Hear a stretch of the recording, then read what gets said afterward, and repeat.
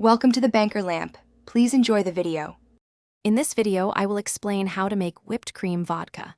First, ensure you have all your ingredients ready.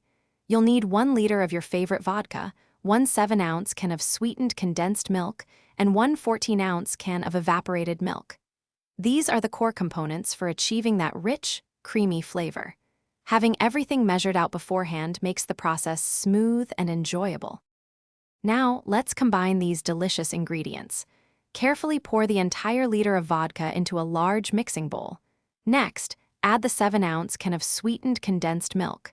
This provides the essential sweetness and body. Finally, slowly pour in the 14-ounce can of evaporated milk, stirring gently as you go. This ensures everything blends together perfectly for a smooth consistency. Once all the liquids are in the bowl, it's time to blend. Whisk the mixture thoroughly for at least 2 to 3 minutes until it is completely smooth and uniform. You want to make sure there are no lumps or separated layers. For an extra layer of flavor, you might consider adding a ½ teaspoon of vanilla extract. This enhances the creamy notes beautifully.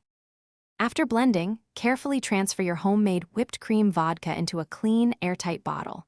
For the best taste, chill it in the refrigerator for at least 2 hours or even overnight, allowing the flavors to meld perfectly.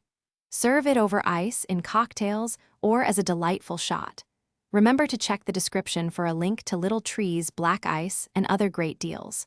Store any leftovers in the fridge for up to 2 weeks. Enjoy your delicious creation. Thanks for watching. If this was helpful, leave a like and consider subscribing. See you next time.